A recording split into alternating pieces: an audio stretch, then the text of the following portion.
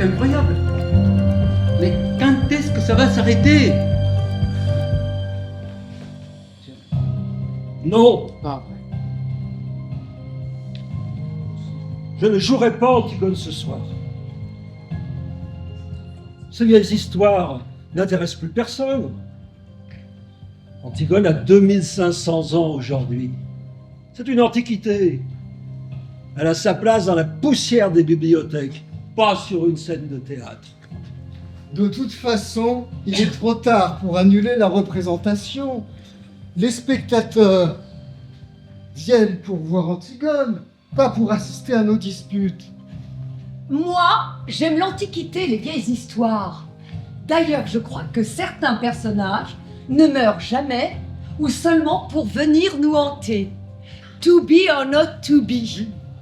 Si nous jouons notre pièce ce soir, Antigone redeviendra vivante le temps du spectacle. Oui, bravo. Bravo. Laissons revivre Antigone. Mais doit-elle mourir encore une fois ce soir?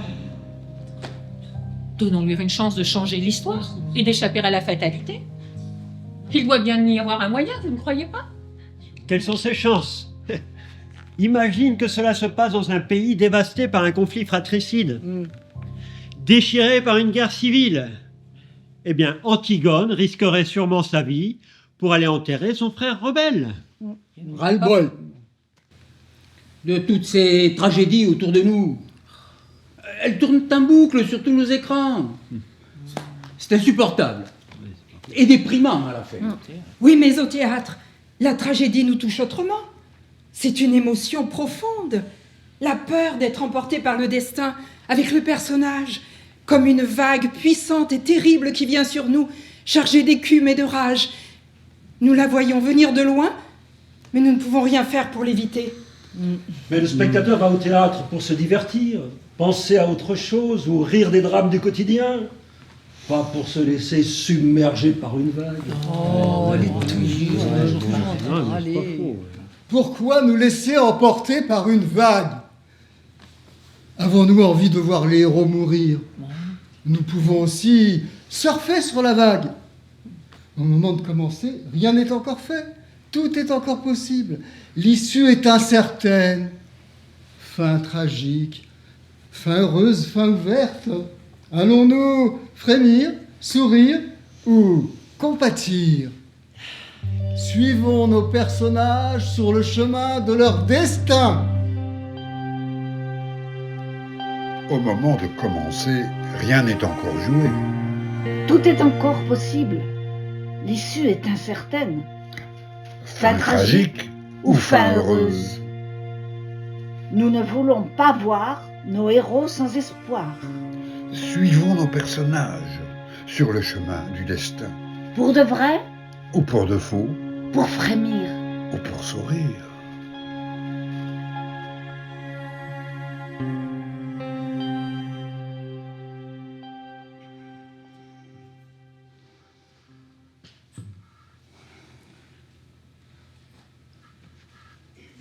Qui va là? Le roi de Thèbes. Le jour n'est pas encore levé. Comment savoir si c'est bien vous? Le chef. J'ose lui demander le mot de passe. Pas un pas de plus. Le mot de passe, s'il vous plaît. Sphinx.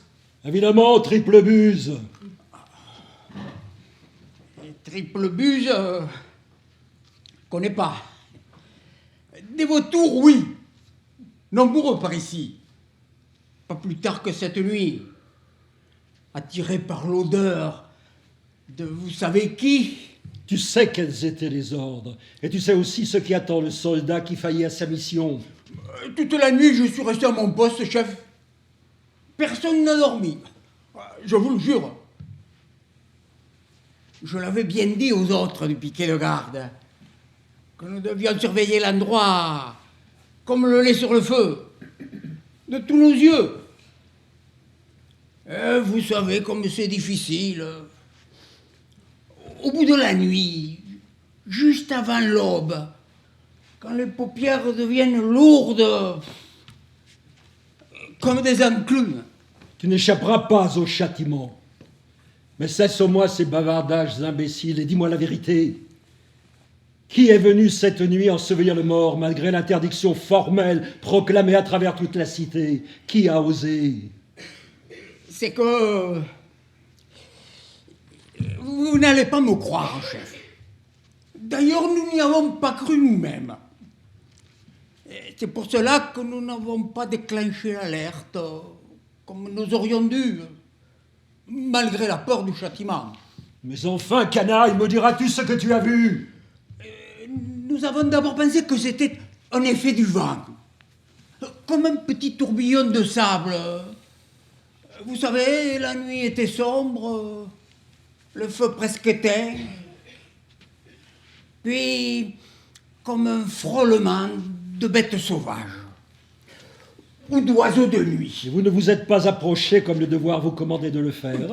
Nous étions sur le point de le faire, lorsqu'une forme grise, comme voilée, nous est apparue. Après les sommations d'usage, alors que nous allions nous en saisir, voilà que cette apparition nous échappe et disparaît. Je veux savoir qui se cache derrière ce fantôme. En vérité, depuis que j'ai pris le pouvoir, je sens bien que dans tout Thèbes, des hommes s'impatientent et murmurent contre moi.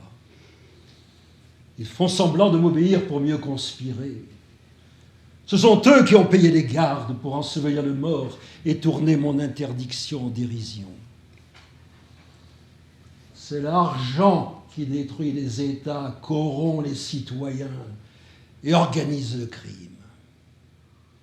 Je le jure, cet affront à la loi ne restera pas impuni. Si le coupable n'est pas découvert et amené devant moi dans l'heure, sois certain que tu le paieras de ta vie. Oh, misère. Il est terrible lorsqu'on se fait des idées de ne s'en faire que de fausses. Maudit bavard, tu m'échauffes l'oreille. Si ce n'est que l'oreille, mais je crains pour votre conscience. Si vous mettez votre menace à exécution... Et si le coupable n'est pas découvert, tu pourras dire que de misérables profits causent de grands malheurs. En vérité, le garde n'est pas sot, car il est tentant mais terrible quand on se fait des idées de ne s'en faire que des fausses. Où se cache donc le coupable? Où se cache donc le coupable? Les conspirateurs conspirent, l'argent corrompt, le crime s'organise, la loi n'y résiste pas, oh là là. La loi n'y résiste pas, oh là là.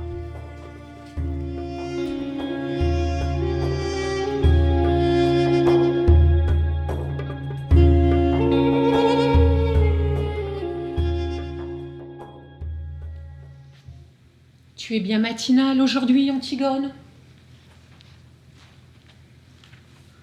Ma sœur, tellement mince et pâle dans ton voile blanc, si vulnérable que la brise qui se lève risque de t'emporter. Toi aussi, Ismène, levée de bonheur, prends garde que le vent ne t'emporte avec moi. C'est à cause du cauchemar de cette nuit. Personne à mon côté, pas une petite voix pour me rassurer, murmurer que ce n'était qu'un mauvais rêve, pas d'ardoise magique pour l'effacer, comme quand nous étions petites. Nous ne savions pas encore de quelle matière amère sont faits nos songes. Il fallait que je me lève, que je fasse ce que j'avais à faire pendant qu'il faisait encore nuit. Je sais ce que nous avons vécu et ce qui nous attend encore. Quand prendra-t-elle fin la malédiction qui s'acharne sur notre famille depuis l'origine du monde? Sommes-nous condamnés à rejouer sans cesse la même vieille histoire? Oedipe croyait pouvoir échapper à son destin terrible, à l'oracle, qui le destinait à devenir le meurtrier de son père et l'époux de Jocaste, sa mère, et la nôtre. Au début, c'est un héros, un vainqueur, celui qui libère Thèbes du Sphinx. Il ne sait pas encore que sa victoire signe sa perte, qu'il est tombé dans le piège des dieux. En accomplissant malgré lui la prophétie, coupable d'être innocent. Mais quelle faute impardonnable faudra-t-il éternellement expier? Pour éteindre la clarté aveuglante de la vérité, Oedipe s'est ôté la vue. Fuyant Thèbes et la peste, il s'est condamné lui-même à errer sur les chemins, avec pour seul soutien ton épaule, Antigone. La malédiction n'a pas pris fin à la mort d'Édipe. Nos frères Éthéocle et Polynice devaient lui succéder à tour de rôle. Cependant, lorsqu'est venu le temps pour Polynice de gouverner, Éthéocle a refusé de lui céder le pouvoir. Alors les 7 chefs de guerre de l'armée d'Argos, ralliés à Polynice, ont fait le siège de Thèbes. L'issue de la bataille était indécise, jusqu'à ce que nos frères s'affrontent dans une mêlée furieuse et s'entretuent. C'est ainsi que le sort s'acharne sur notre famille. Nos heures sont comptées. Je crains que mon cauchemar de cette nuit ne devienne réalité. Oublie ce mauvais rêve, Antigone. À présent, notre oncle Créon gouverne Thèbes. Il saura mettre un terme à cet enchaînement fatal et régner en paix. Qu'as-tu à redouter encore? Les ordres de Créon sont de mauvais augure. Accompagner Éthéocle au tombeau selon nos rites, avec les honneurs, tandis que le corps de Polynice resterait sans sépulture, à la merci des vautours et des hyènes. Je ne peux accepter cette injustice. Traiter l'un en héros et l'autre en brigand. Tous deux sont nos frères, quoi qu'ils aient fait. Mais dis-moi, Antigone, qu'as-tu fait cette nuit? As-tu désobéi? As-tu osé braver l'interdit de Créon? Qui ne respecterait pas ce décret serait puni de mort. J'ai rêvé que je serais, avant la fin du jour, jetée dans un fossé. Et les pleurs que j'entends ne sont pas seulement les miens. Je ne serai donc pas ensevelie toute seule. Cette présence à mes côtés, dis-moi, Ismène, ce sera toi. Tu me fais peur. J'ai beau t'aimer, chère sœur, et ressentir ta douleur comme si c'était la mienne, je ne partagerai pas ton destin. Je dois jouer mon rôle, et toi le tien. Cela, je le sais, depuis notre enfance. Ah, tu étais la dévouée, la tendre, la timide, repliée sur elle-même comme un petit bourgeon sur sa branche, attendant après la pluie un rayon de soleil qui ne vient pas. Et toi, tu ne voulais jamais changer nos partitions. Tu profitais du premier rayon de soleil pour t'épanouir. Si jolie, si gaie, que j'en étais jalouse. J'aurais aimé, comme toi, petit oiseau moqueur, chanter sur tous les toits, voler de branche en branche, en riant aux éclats. M'enivrer de rosée et de plaisir de vivre.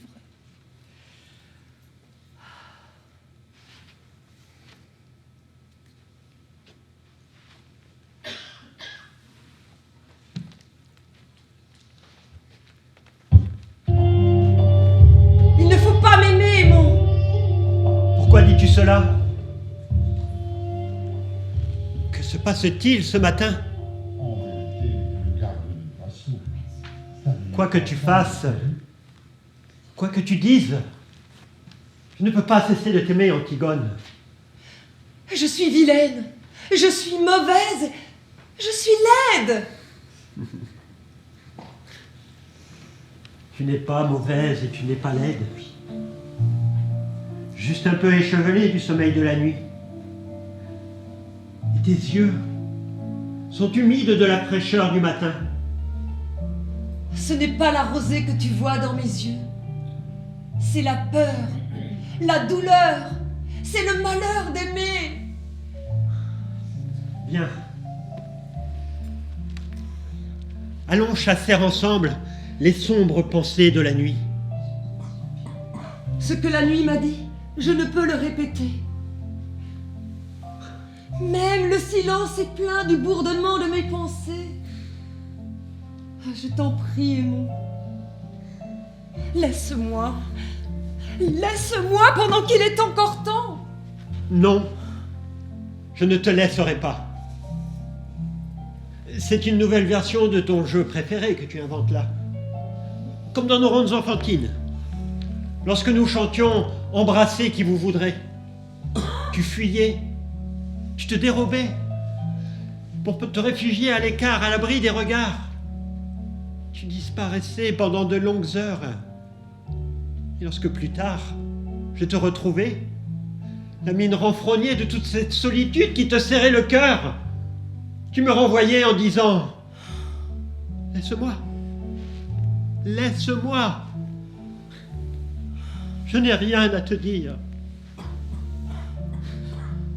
Je n'y peux rien si je suis encore comme j'ai toujours été.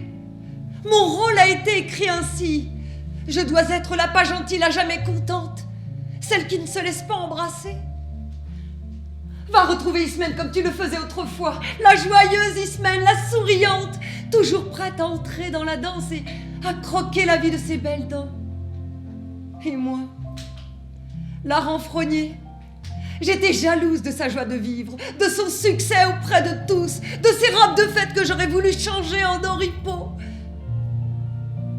Mais toi, tu trouvais que c'était la plus belle avec ses rondeurs et ses boucles. Et tu te moquais de moi avec ma démarche raide, mes épaules étroites, mes cheveux mal peignés, mon esprit chagrin. J'étais jalouse aussi parce que c'était la préférée de Jocaste et d'Édipe. Et même de Créon, ton père. Eh bien, me voilà rassuré. Ce n'est que le cri du cœur de ma petite Antigone. La jalousie, c'est aussi une preuve d'amour, paraît-il. Ah, c'est vrai. Créon te craint. Il voit en toi la descendante d'une lignée au destin terrible. Une famille dont l'excès de grandeur attire la foudre, puis attise le feu pour enfin s'éteindre dans la honte et l'opprobre. Créon me craint. Voilà des sonorités grinçantes et douloureuses à entendre. Mon père n'est pas un méchant homme. Il aurait préféré se tenir à l'écart de toutes les intrigues, des guerres incessantes entre les factions rivales. Il aurait aimé vivre sans attirer l'attention sur lui, sans faire signe au destin. Il se serait bien contenté d'être le beau-frère ou l'oncle, d'être le conseiller prudent dans l'antichambre du pouvoir. Quoi qu'il en soit, il s'est glissé avec facilité dans les habits du tyran. Sans doute mûrissait-il dans l'ombre une ambition que sa position ne pouvait lui faire atteindre sans un coup de pouce du destin. Bien que nous soyons des filles, Ismène et moi, nous étions les héritières légitimes après la mort de nos frères. Mais Créon nous a toujours tenus à l'écart. Il ne voyait pas d'un bon œil notre relation, Aymon, et redoutait notre influence néfaste. Il souhaitait que je choisisse une fille sans histoire, une jolie fille du peuple, qui lui ferait des beaux petits-enfants sages et bien obéissants, pour jouer une gentille comédie familiale, faite de petits soucis et de bonheur tranquille. Il ne voulait ni de toi, ni d'Ismène, par peur de la contamination, le ver dans le plus beau des fruits. Il nous s'est liés par les jeux, les plaisirs et les querelles de l'enfance. Et il espérait qu'en grandissant, nous aurions d'autres projets, d'autres désirs. Déjà, il respirait mieux lorsque tu avais quitté Thèbes pour accompagner ton père sur les routes de l'exil. Pendant toutes ces années passées à mendier sur les chemins, Édipe égrenait ses souvenirs, comme s'il était possible de défaire le passé en semant un par un les petits cailloux du temps. Méfie-toi du pouvoir, me disait-il. Il corrompt les cœurs les plus purs, il dévoie les plus honnêtes citoyens et pousse à la guerre les moins belliqueux des hommes. Et moi, Je n'ai jamais cessé de penser à vous. J'imaginais même que vous aviez décidé, Ismène et toi, de vous unir, bien que vous ayez juré de m'attendre. Je t'en prie, Aimon, si tu m'aimes, fais ce que ton père veut pour toi. Laisse-moi. Antigone, j'aimerais t'obéir, mais ne me demande pas l'impossible.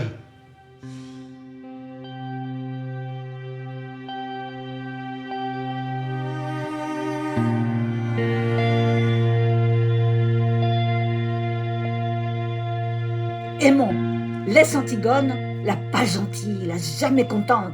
Qui ne se laisse pas embrasser. Va retrouver Ismène, comme tu le faisais autrefois. Va jouer la comédie des petits soucis et du bonheur tranquille. Va, va, va.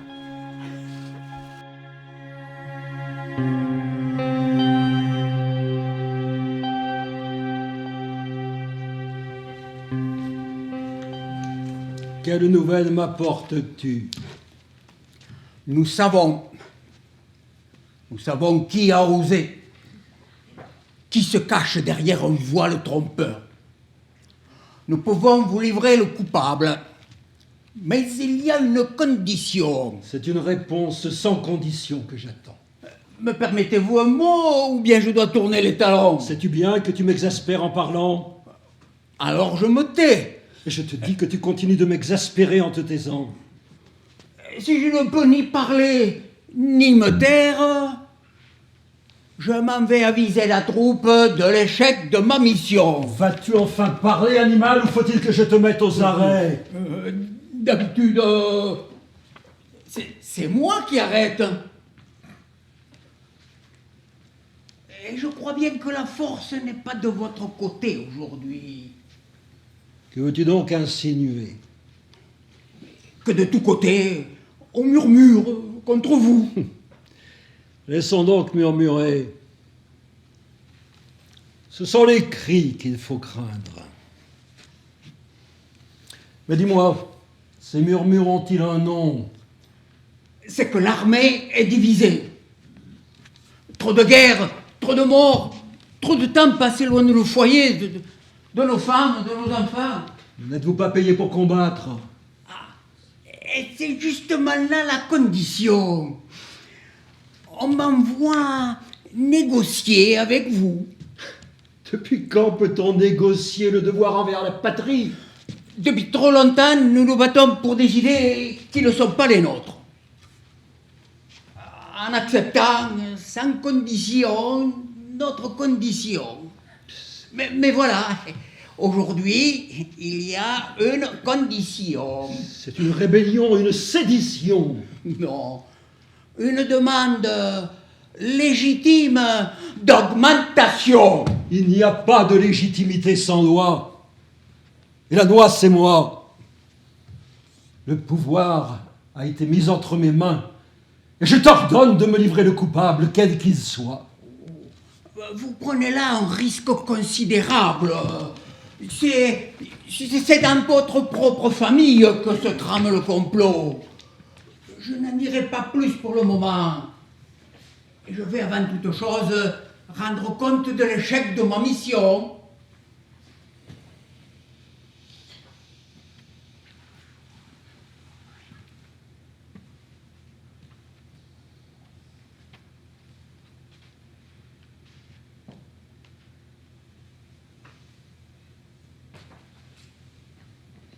Me voici, Créon. C'est moi la coupable, celle qui a osé désobéir et ensevelir Polynice, celui qui devait être sacrifié à la raison d'État et offert au vautour. Tu crois me surprendre, mais je l'ai toujours su.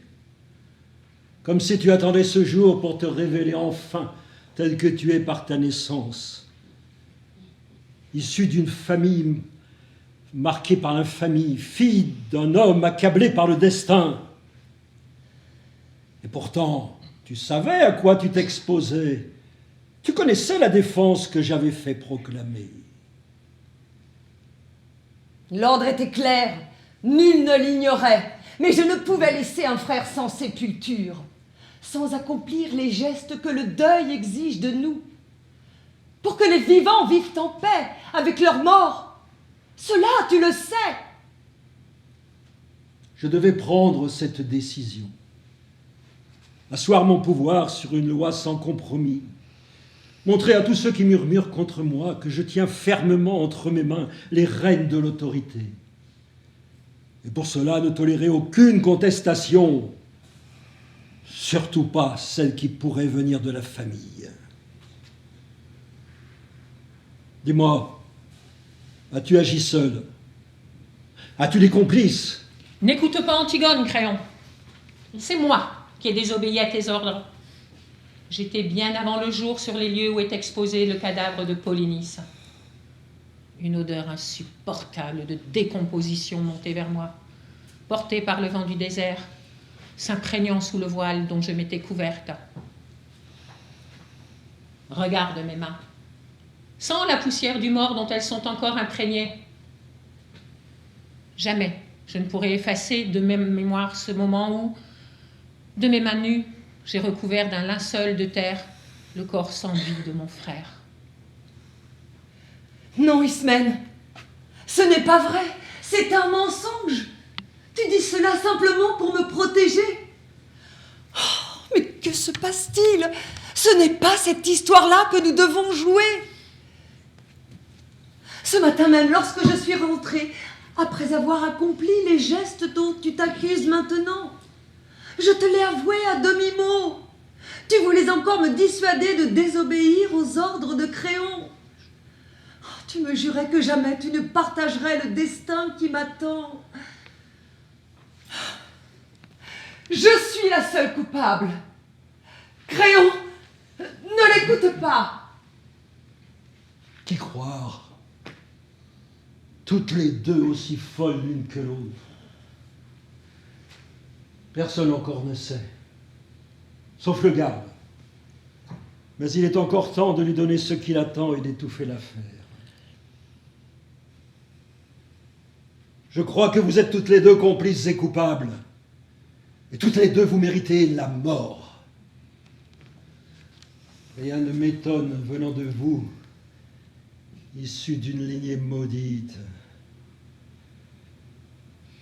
Après la fin terrible de Jocaste, ma sœur, j'aurais dû savoir qu'aucun des enfants nés de son union avec Édipe ne devait survivre.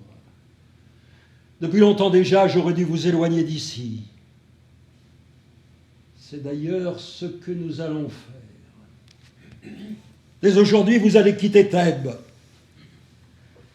Non, Créon, je ne partirai pas. J'ai avoué ma faute. Je ne veux pas échapper au châtiment que tu as promis aux coupables. Non pas l'exil, mais la mort. Je suivrai ma sœur dans la mort. Fais ce que tu as à faire, Créon. Appelle tes gardes. Créon, mon cher père, attends avant de décider. Écoute-moi. Rien ne peut me séparer ni d'Antigone, ni d'Ismène. Le lien qui nous unit est né dans notre enfance. Nous avons partagé des plaisirs innocents, puis vécu des heures sombres, et malgré tout, imaginé un avenir plus heureux. Une complicité singulière s'est peu à peu glissée dans mes rapports avec Antigone. Alors que tout pouvait se dire spontanément avec Ismène, Antigone restait souvent secrète et souvent silencieuse. Pour parler avec elle, j'ai appris à écouter ses silences. Je lis dans la pensée d'Antigone comme elle lit dans la mienne. Il n'y a rien que son cœur puisse taire dans la transparence de ses yeux. Antigone a sûrement eu l'intention de donner une sépulture à son frère Polynice. Et je crois Ismène assez courageuse pour suivre l'exemple de sa sœur. Mais le véritable coupable, vous l'avez maintenant, devant vous. Aymon, coupable? Je ne peux pas le croire. Ont-ils tous les trois perdu la raison ou bien suis-je moi-même en train de devenir fou? Je veux rester seul avec Aymon. Garde, saisis-toi de ces femmes.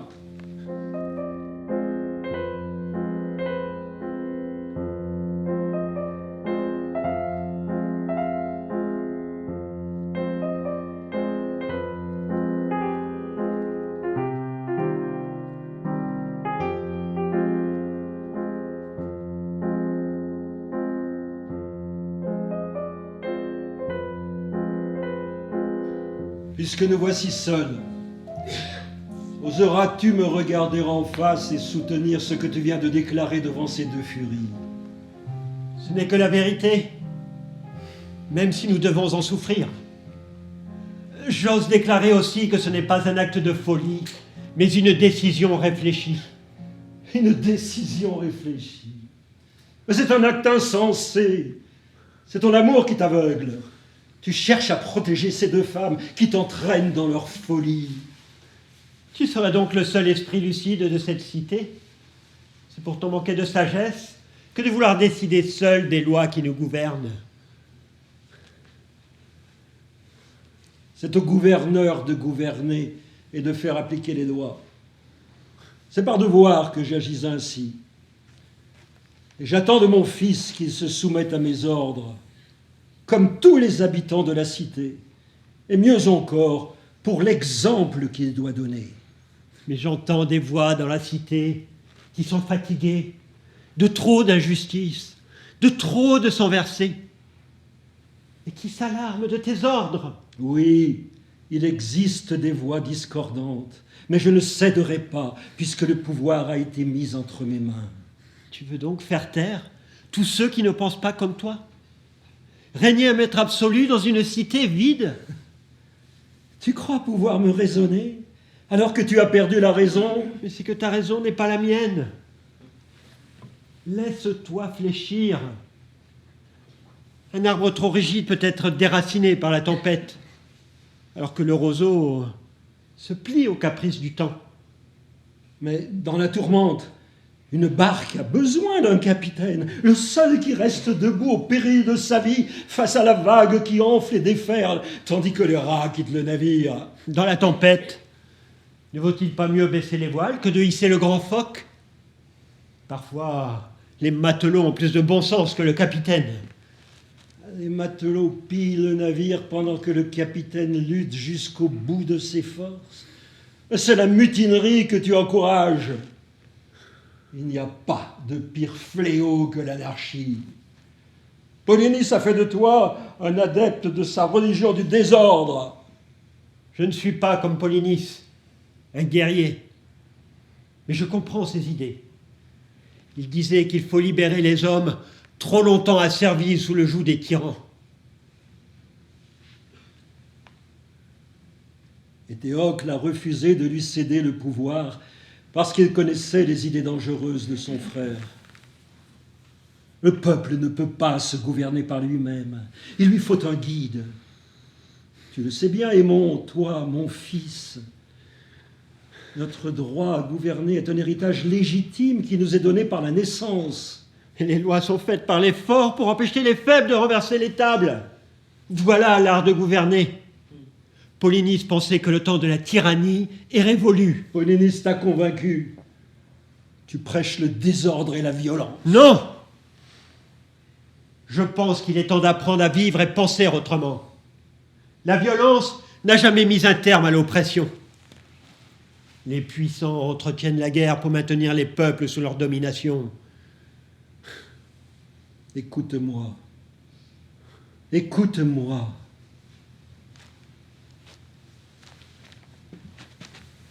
J'ai accepté le pouvoir pour maintenir l'ordre et servir l'État. Je demande à mon fils, comme à tous les citoyens, de respecter mes ordres. À présent, je sais qui complote contre moi. Tu t'es laissé séduire par les enfants d'Édipe, le parricide.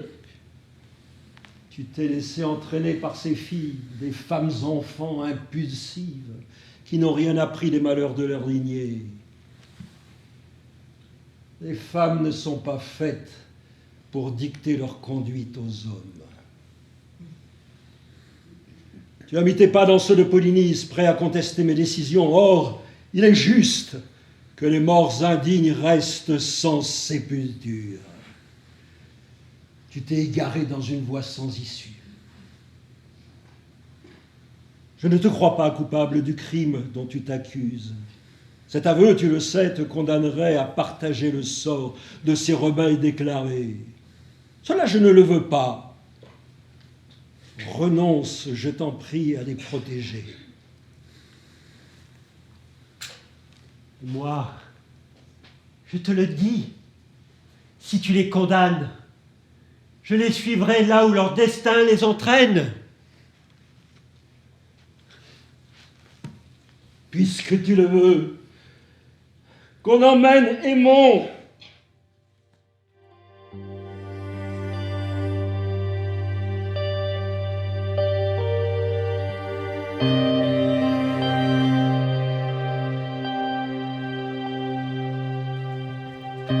Le monde est plein de crimes, de bêtises, de misère. Le vent mauvais souffle et siffle. Le mât se brise, les voiles se déchirent. Capitaine, oh capitaine, ne laisse pas mourir tes matelots. il est temps d'apprendre à vivre et penser librement.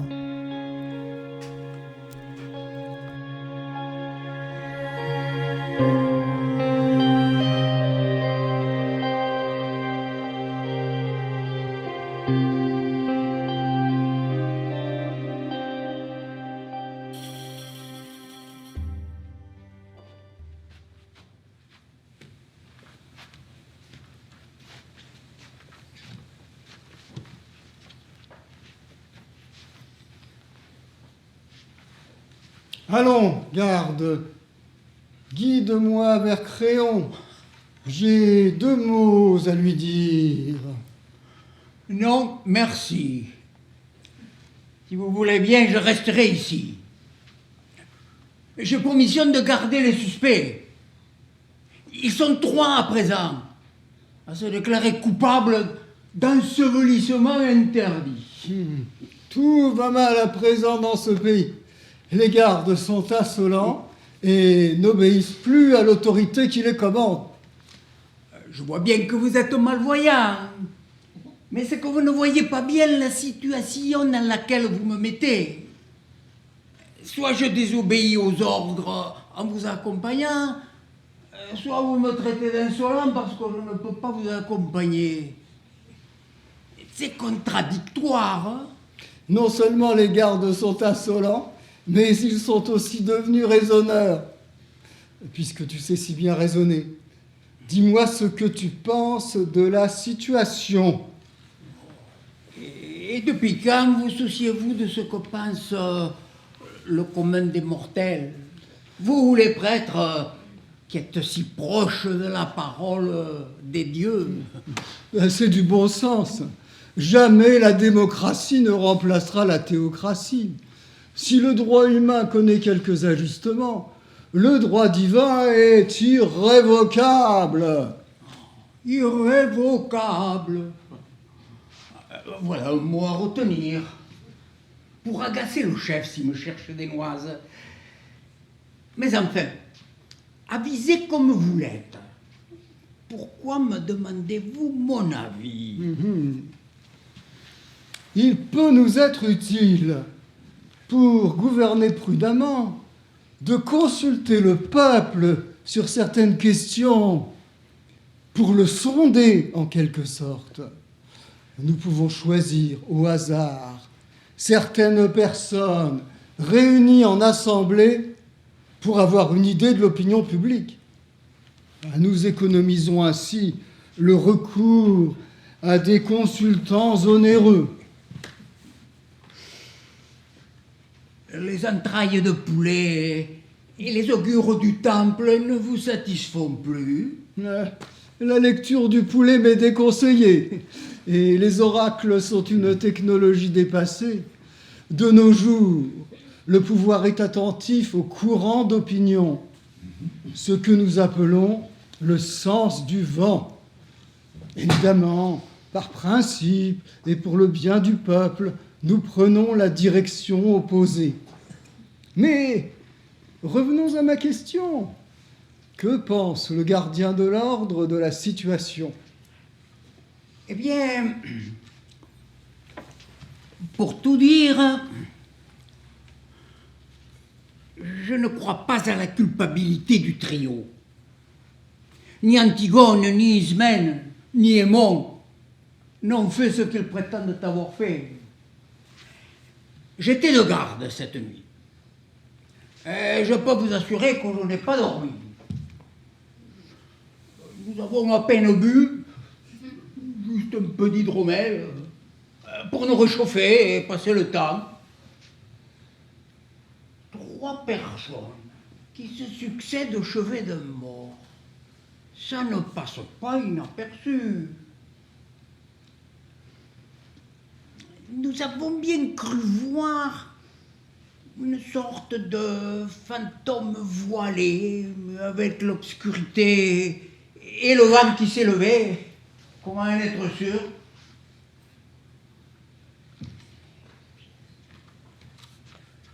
Puisque vous me le demandez, eh bien, je pense que c'est un coup monté. Un coup monté, dans quel but? Se débarrasser de la descendance d'Édipe.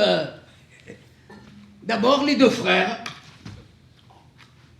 Morts au combat. D'accord, 2 d'un coup, c'était la solution la plus efficace. Après ça, il fallait régler le sort des 2 sœurs. Et comme Antigone est très têtue, c'était facile d'en faire une coupable. Le reste en découle. Mais enfin, je veux bien te croire pour Antigone et même Ismène. Nous l'avions sérieusement envisagé. Mais Aimon, c'est tout de même le fils de Créon. C'est là où la situation se complique. Dans les meilleurs plans d'assassinat, il y a toujours un grain de sable qui vient gripper la machination. L'imprévu qui gâche tout. Et ici, c'est bon. Et bon, c'est plus qu'un grain de sable. C'est carrément un caillou dans la chaussure de Créon. Et Créon compte sur Aimon pour assurer sa succession. Allons trouver Créon. Il faut sauver Aimon. Aimon, c'est le caillou, Dans la chaussure de Créon, l'imprévu qui grippe tout, dans la machination, pour enfin se débarrasser des enfants encombrants, d'Édipe le maudit. Sois raisonnable, Créon. Il faut sauver Aimon.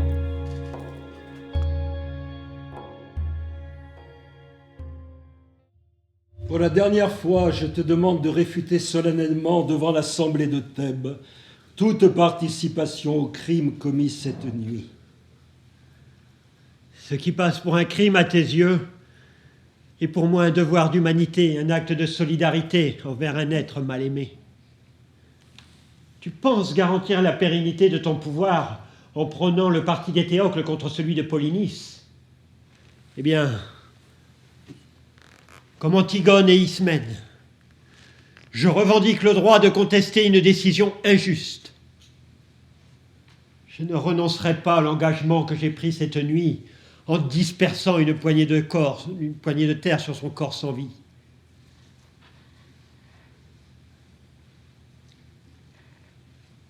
Le fils que j'ai aimé reconnaissait sa dette envers son père. Tu suivais tranquillement la voie tracée pour toi, confiant dans ta destinée, en respectant mes décisions. Je voyais en toi mon héritier et mon successeur, le sens de ma vie et sa justification. Si tu persistes dans ton aveuglement, je te le dis, tu n'es plus mon fils. Que dis-tu là? Rejeter l'enfant auquel j'ai donné naissance et que tu as chéri plus que tout? As-tu complètement perdu la raison? Condamner ton enfant pour une poignée de terre? Eurydice, je te prie de ne pas t'en mêler. Reste aussi loin que possible des intrigues politiques auxquelles tu ne comprends rien. Je me suis tenue trop longtemps à l'écart. Tant que tu t'efforçais de paraître sensé et vertueux, tu pouvais croire que je me pliais à tes volontés et me considérer comme une épouse discrète et docile. Tu te comportais en bonne épouse. Oui, voilà le rôle qui m'est attribué depuis l'Antiquité. Assise tranquillement dans un angle mal éclairé de la scène, à tisser indéfiniment la toile, dans laquelle je me retiens moi-même prisonnière. Un rôle de figurante qui ne coûte pas cher à la direction du théâtre, ni au gouvernement. Un rôle muet, parce que les auteurs ont toujours pensé que je n'avais rien à dire. Surtout ne pas attirer l'attention, me fondre dans le décor. Même les vêtements colorés me sont interdits. Pourtant, j'ai souvent senti la colère m'envahir. Je me suis efforcée de la contenir. Je reste assise dans mon coin sombre, à retenir une douleur qui me ravage de l'intérieur. Je retiens mes larmes jusqu'à la prochaine fois. Jusqu'au jour où il faudra que je jette à terre mes mailles à l'envers, que je m'avance au bord de la Seine pour dire à tous « Écoutez-moi bien, je ne suis pas muette. C'est un rôle qui m'est imposé, jour après jour, soir après soir. »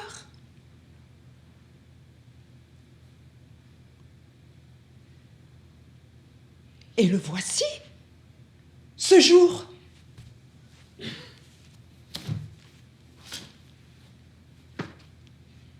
Alors, je te le dis, Créon, ne touche pas à mon fils.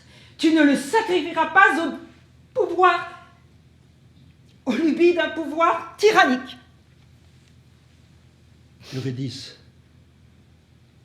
j'entends ta colère et ta douleur. Cette douleur, je l'éprouve moi-même. Crois-tu qu'il soit facile de naviguer dans ces eaux troubles ? Crois-tu qu'il est facile de mener son propre enfant à la mort par nécessité ? Souviens-toi d'Iphigénie. Morte pour du vent, sacrifiée pour gonfler les voiles des navires de la flotte grecque, immolée aux dieux pour aller guerroyer à Troie. L'héroïsme des hommes, quelle supercherie! Une hécatombe. Soit, Eurydice, nous allons tenter de ramener Aimon à la raison. Mais Antigone et Ismène n'échapperont pas à leur châtiment.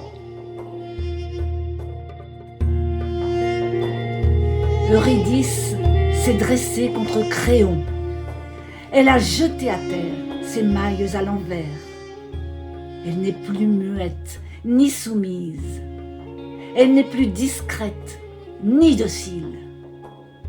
Avec Antigone, elle se rebelle. Son fils Aimon sera-t-il sacrifié, comme Iphigénie, pour du vent, pour satisfaire les exigences d'un vain pouvoir tyrannique? Il corrompt les cœurs les plus purs. Il dévoie les plus honnêtes citoyens. Et pousse à la guerre les moins belliqueux des hommes. Je sens que le dénouement est proche. Nous ne pouvons pas échapper à la colère de Créon.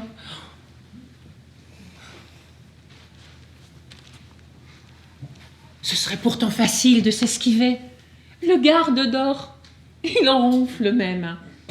Il se remet des fatigues de sa nuit de garde. Mais pourquoi fuir un destin qui nous rattrapera, quoi que nous fassions? Mais songe à ce que nous allons perdre, à tous ces moments de bonheur que nous ne connaîtrons pas.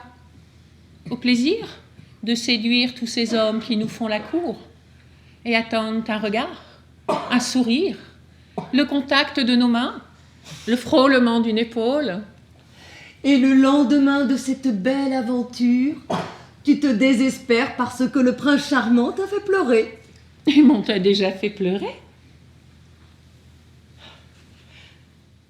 Je pleure à la pensée que nous serons bientôt séparés. Ce que j'aime par-dessus tout chez Aimon, c'est son regard. Au moment où il me cherche des yeux sans m'apercevoir encore. Comme dans nos jeux de cache-cache, lorsque nous étions enfants, j'imaginais que je pouvais l'attirer comme un aimant. Pourtant, je suis sûre que c'est toi qu'il préférait. Comme partenaire de jeu. Peut-être. Mais c'est toi qu'il désire. Peut-être parce que tu paraissais si différente.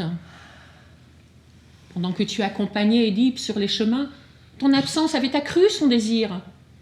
Il comptait les jours qui le séparaient de ton retour. Lui, si insouciant, était devenu morose. Mais moi aussi, je comptais les jours. J'avais hâte de vous retrouver tous les deux.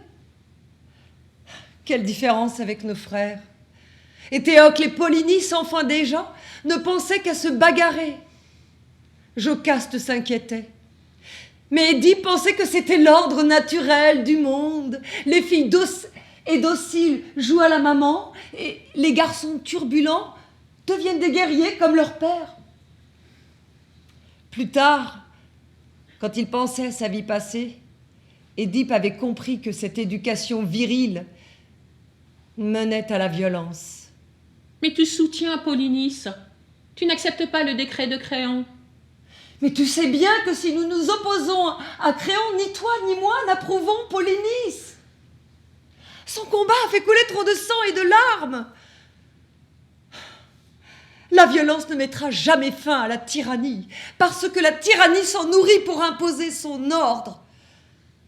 Et il faut des guerriers pour maintenir l'ordre.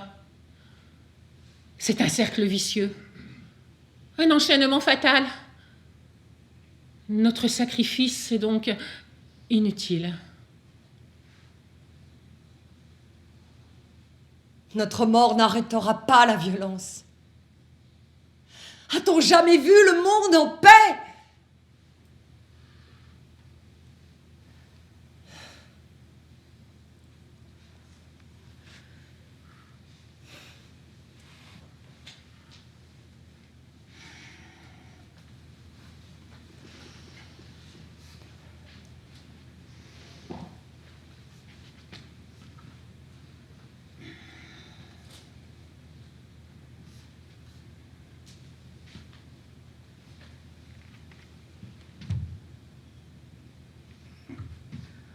Me voici donc seul sur la terre.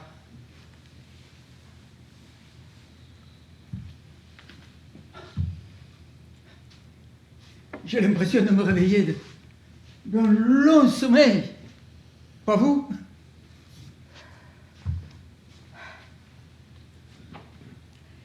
Tout me paraissait aussi vrai que vous, que je vois maintenant devant moi. C'est pas possible de se réveiller comme ça, en plein rêve, en plein suspense, sans connaître la fin de l'histoire.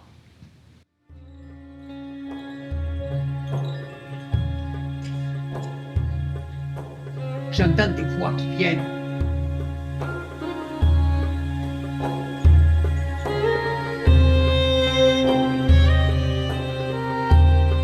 Les filles, douces et dociles, jouent gentiment à la maman, Et les garçons turbulents deviennent des combattants. comme leur père auparavant. Trop de sang et de larmes d'innocents ont été versés. La violence jamais n'arrête le règne constant des tyrans. Ne pourrons-nous jamais vivre libres dans le monde en paix?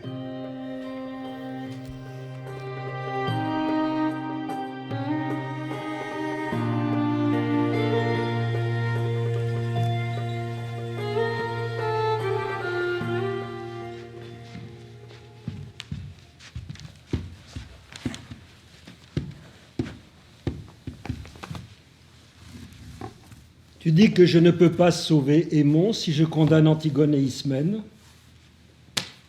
Ils ont juré de rester ensemble jusqu'à la fin. Ils se sont unis dans la désobéissance et la culpabilité.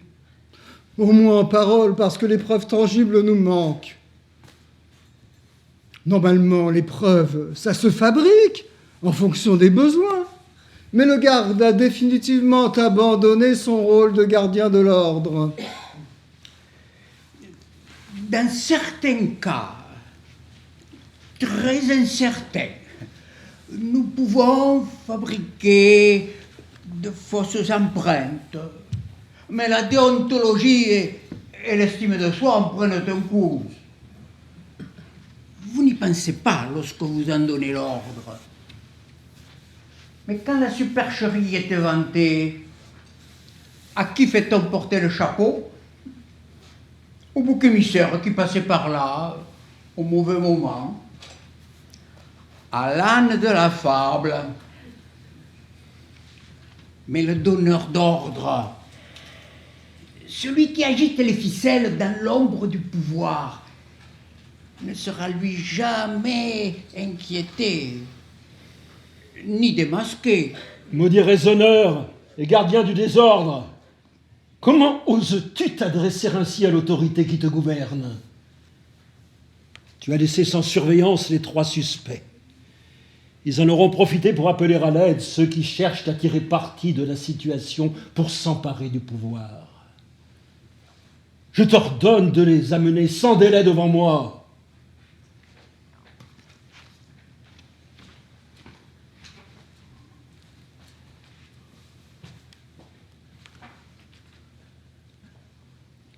Toi qui vois clairement ce qui doit advenir, dis-moi comment l'avenir me jugera. Hubris futewei tyrannon, oida hoc eidos. Ton sabir est incompréhensible, exprime-toi clairement. L'oracle ne parle jamais clairement par ma voix. Il lui faut un interprète. Il est obscur et confus en ce qui te concerne. Les chemins qui mènent à l'avenir sont semés d'écueils et de déjections improbables, comme si la nature elle-même, notre terre maternelle, était en colère. Mais tu as su prophétiser le destin d'Édipe. Pourquoi le mien te demeure-t-il opaque? L'histoire d'Édipe nous vient du fond des temps, comme un interdit lié à l'origine de l'humanité. Quant à ton avenir, c'est un passage étroit entre 2 précipices.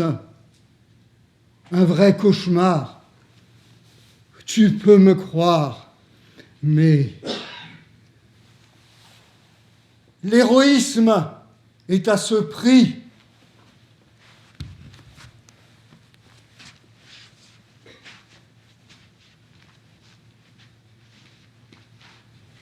Qui parle d'héroïsme a souvent le cœur en acier.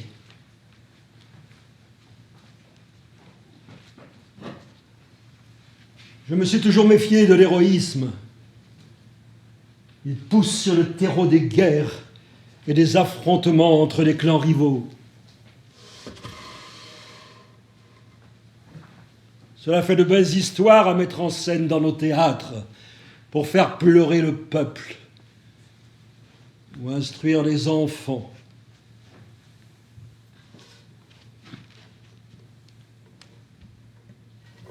Peut-être.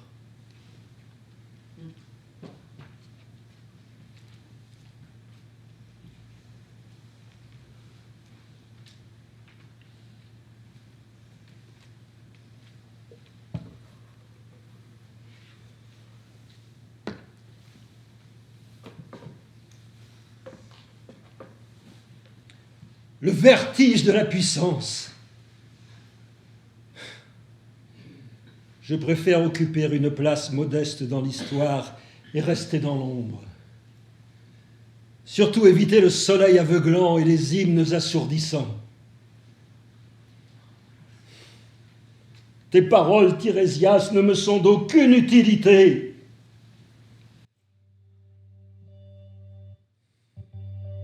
Comment savoir quel chemin prendre quand les prophètes eux-mêmes ont perdu la boussole?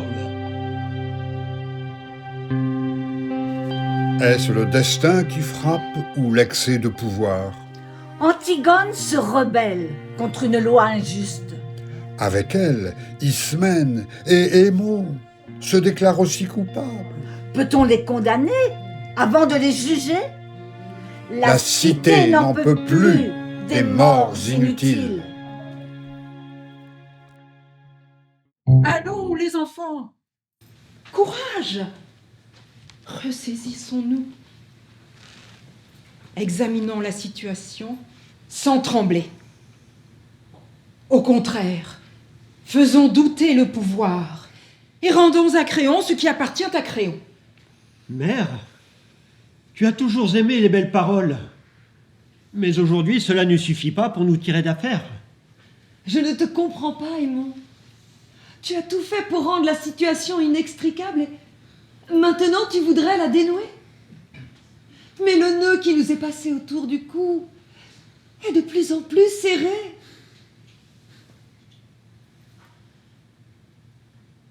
J'aurais préféré glisser une bague à ton doigt. Mais mieux vaut un lien fort entre nous que rien du tout. Et là, tous les deux, ne m'oubliez pas. Rappelez-vous que je suis impliquée autant que vous, jusqu'au cou. J'ai veillé Polynice avant vous cette nuit. Vous n'allez quand même pas vous chercher querelle pour savoir qui aurait la préséance dans la désobéissance. Cherchons plutôt le moyen de retourner la situation. Faisons preuve d'imagination. Je ne suis pas sûre de vouloir retourner la situation. Je suis comme Édipe, même aveugle. Il suivait le fil de sa destinée pour trouver son chemin dans l'obscurité. Le jour bientôt va s'achever. La nuit tapie dans l'ombre s'apprête à effacer les traces de nos pas. Depuis ma naissance, je suis préparée à ce qu'il doit advenir. Les temps changent, Antigone. Ce ne sont pas vraiment les temps qui changent. Ils ont hélas trop tendance à se répéter, comme un engrenage bien huilé. Une machine infernale qui nous happe et nous entraîne à toute allure vers la fin. Pourtant, j'aimerais croire qu'il n'est pas trop tard pour changer le cours du temps. Et ne plus éternellement conjuguer notre avenir au passé. Oui, le présent a sûrement le goût du bonheur. Au bord d'un étang, un jour de printemps, quand les amants s'enlacent au soleil levant. Ce n'est pas le moment de rêver, Ismène. Tu oublies complètement notre vrai présent et l'urgence de la situation. Ah, voici le garde. Si nous nous y prenons bien, il saura trouver un subterfuge pour éviter le pire. J'ai ordre d'arrêter les 3 criminels ici présents et de les conduire immédiatement auprès de Créon pour être jugés et condamnés. Tu sais très bien qu'il n'y a pas de preuves. Même leurs déclarations ne sont que des aveux contradictoires. Aucun juge compétent ne saurait les retenir contre eux. Si ça n'est pas juste, ça n'est pas faux non plus. Voyons si nous pouvons trouver une solution pour satisfaire les uns et les autres.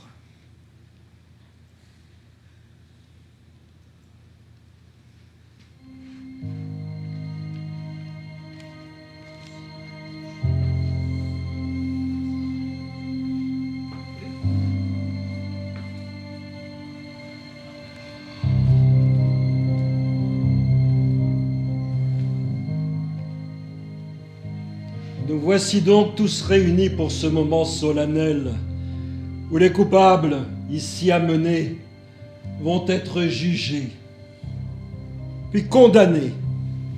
C'est aller trop vite, Créon. Permets-moi d'assurer la défense de ceux que tu condamnes aussi hâtivement. Il nous faut d'abord réunir la cour, convoquer les jurés, évoquer les circonstances, produire les preuves, entendre les témoins, les vrais et les faux, délibérer valablement et équitablement. Il faut confier ce jugement au pouvoir légitime, le pouvoir exécutif, dont j'assume seul la responsabilité tyrannique. Les coupables seront jugés selon la procédure du flagrant délit, ce qu'ils ont par ailleurs reconnu. 3 prétendus coupables pour une misérable poignée de terre. C'est disproportionné. Je fais appel à ta conscience, Créon. Nous faisons appel à la raison. Je demande la parole. Tu ne la demandes pas, tu la prends. Que vois-tu donc, cher non-voyant? Je ne vois rien encore. La nuit étend son ombre jusqu'aux confins du monde. Mettez ton feu, que toute la lumière soit faite. Devant les murs de Thèbes, la garde veille encore, autour d'un espace que nul ne doit franchir. À la lueur des feux presque éteints, je vois, comme une apparition, une silhouette à peine visible dans l'obscurité ose pénétrer dans l'espace interdit et s'avance vers une forme à peine vêtue, comme éparpillée au sol. Je vois comment cet homme dresse les bras vers le ciel, puis s'incline pour accomplir les gestes rituels dans le silence de la nuit complice. Thanatos Phroneia, souvenons-nous que nous sommes mortels. Sais-tu qui est cet homme? Je le vois de plus près maintenant. Il semble aveugle. Est-ce toi, Tirésias? Cet homme, bien que voûté, est plus grand que moi. C'est un vieillard, reconnaissable à sa haute stature. Je vous l'ai dit. L'apparition voilée de cette nuit, ça n'était pas une hallucination. Par quel prodige cet aveugle réussit-il à pénétrer dans la cité? Hésitant et trébuchant, il tient entre ses bras, comme une relique précieuse, les restes abominables d'un guerrier défait. Il va jusqu'au tombeau des Théocles pour y déposer le corps décomposé de Polynice. Leur corps à corps fratricide se poursuivra éternellement dans la tombe. Nous voulons bien croire que ce que tu vois est vrai. Ce n'est pas pour autant que la faute des 3 coupables peut être pardonnée. La justice a bien fait son travail. La terre autour du corps de Polynice était volatile, nous l'avons dit. Pourtant, à un endroit un peu à l'écart, subsistait la trace d'une flaque d'eau, née de la dernière pluie, juste suffisante pour que puisse s'y imprimer une empreinte de pas. Les experts ont dégagé minutieusement cette empreinte. La boue séchée était suffisamment consistante pour pouvoir y glisser le pied droit d'une chaussure. Des spécimens ont été collectés dans tout le palais. Les chaussures de femmes sont nettement trop petites pour convenir. Celles des monts ne sont pas assez larges et flottent dans l'empreinte, ce qui est aussi le cas de Créon. Nous pouvons ainsi disculper Antigone, Ismène et Aimon. Si Tirésias et le garde ont dit la vérité, alors nous ne serons pas condamnés. C'est impossible. Depuis toujours, je le sais. Je sais que je serai avant la fin du jour jetée dans un fossé. Je sais aussi que je te suivrai jusqu'à la fin, là où le destin nous entraîne. Attendez, puisque nous en avons la preuve, puisque Antigone, Ismène et Aimon sont innocents, qui est donc l'insaisissable coupable? J'y arrive. Une sorte d'inspiration a saisi l'un de nos gardes. Et nous avons eu la chance de trouver la chaussure que nous cherchions dans un ancien débarras. Elle coïncidait parfaitement avec l'empreinte. De qui s'agit-il? Vas-tu enfin nous révéler la vérité? Mais j'ai pris autant de temps pour vous l'expliquer, parce que la vérité est incroyable. C'est l'empreinte de la chaussure de leur père. L'empreinte de la chaussure d'Édipe. La vérité vous semble incroyable. Pourtant, Tirésias, notre devin, l'a vu. Et nous en avons la preuve. Édipe est revenu pour donner une sépulture à son fils. Et pour nous sauver, il n'est pas trop tard. Je veux bien le croire. Et je danserai encore au temps des cerises, quand reviendra le temps de vivre et la folle envie d'aimer.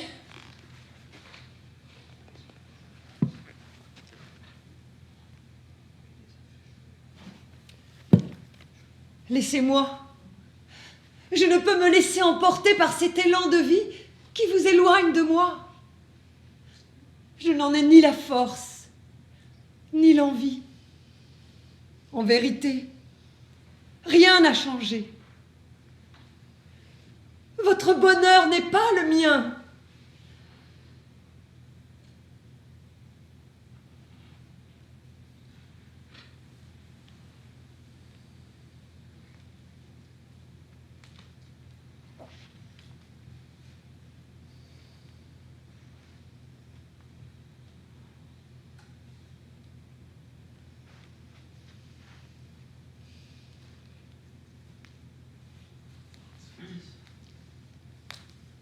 Ce sont des histoires à dormir debout.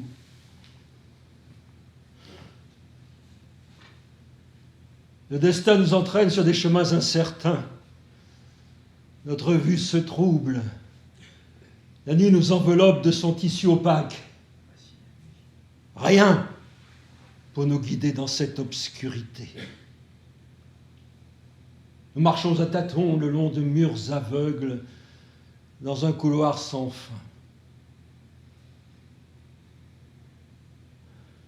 Allons nous reposer. Demain, il fera jour et Antigone sera encore là. La terre est un grand mystère. Qu'un éclat de lumière éclaire Dans sa splendeur et sa misère. La terre est un grand mystère. Qu'un éclat de lumière éclaire Dans sa splendeur et sa misère.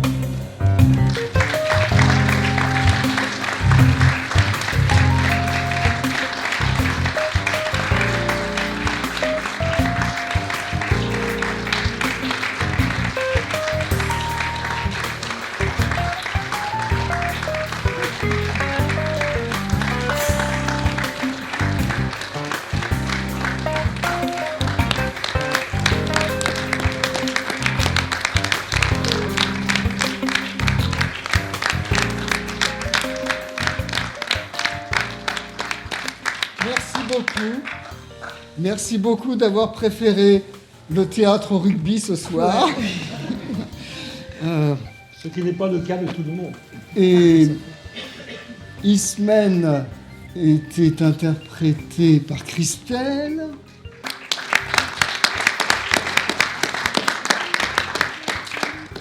Christian était Aimon. Antigone, Valérie.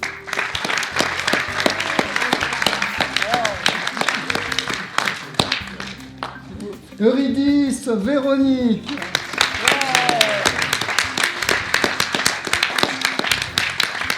Léon, Dominique.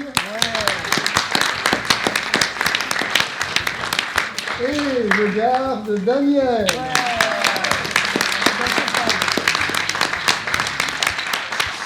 Sur un texte original et une mise en scène de Georges Winter.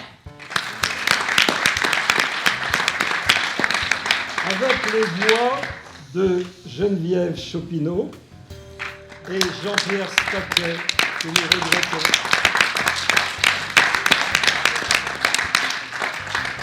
Et Martine à la régie.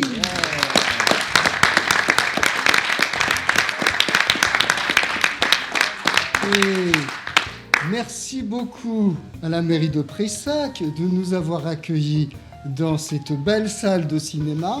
C'est une première dans la nouvelle salle et c'est grâce aux efforts de Marie-Claude, donc, qui est chargée de la culture à la mairie de Prayssac, que nous sommes là ce soir.